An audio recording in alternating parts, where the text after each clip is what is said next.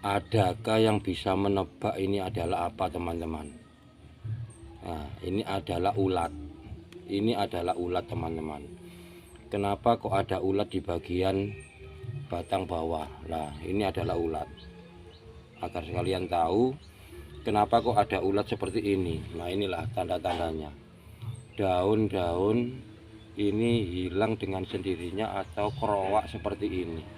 Nah, itu kita wajib curiga. Yang jelas kalau sudah seperti ini daunnya, di situ pasti ada ulatnya. Nah, ini satu lagi kita tunjukkan di sebelah sini. Ini hilang semuanya daun-daunnya, kita ambil ini. Ya, ini juga ada ulat. Nah, kita sudah menemukan 2 ulat di bagian tanaman aglonema kita. Kenapa kok bisa ada ulat di dalam tanaman aglonema kita? Karena memang sekarang itu musim dingin. Musim dingin itu ulat-ulat itu sangatlah suka dengan tanaman aglonema. Jadi selain penyakit kutu hitam, kutu putih atau kutu merah, ini juga berbahaya bagi tanaman kita. Nah, ini adalah ulat apa ya? Ini awalnya sangat kecil sekali, tumbuh di bagian batang tanaman aglonema kita. Entah dia dari mana kita pun tidak tahu. Jadi apabila dia itu memakan daun dari tanaman kita, akhirnya dia semakin besar dan membesar. Jadi kalau misalkan kita biarkan daun-daun aglonema kita itu akan habis dimakan oleh ulat tersebut. Dan ini adalah salah satu contohnya yang sudah hilang daunnya. Ini karena termakan oleh ulat. Ulat hijau apa-apa ini namanya. Kalau di tempat saya ini namanya ulat asu. Seperti itu, teman-teman. Nah, ini kalau kita biarkan ya habis tanaman kita. Ini sangat rawan sekali memang di saat musim penghujan, karena memang ulat ini suka dengan tempat yang dingin. Jadi dia akan muncul dengan sendirinya, entah dari mana asalnya kita juga tidak tahu.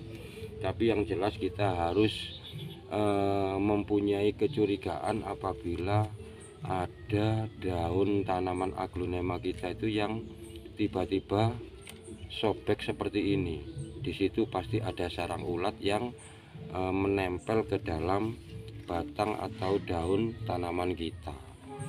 Jadi antisipasinya seperti apa ya, kita buang saja. Setelah itu bisa kita semprot pakai insektisida atau fungisida boleh, karena memang untuk faktor cuaca kita tidak bisa menentukan. Dan penyeleksian untuk tanaman harus instan.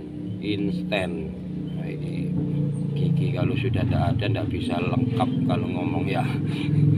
Nah, jadi itu teman-teman, untuk beberapa penyakit yang menempel kepada tanaman aglonema itu sangatlah cukup lumayan banyak. Bukan cuma kutu saja, melainkan juga ulat yang bisa menempel ke dalam tanaman kita.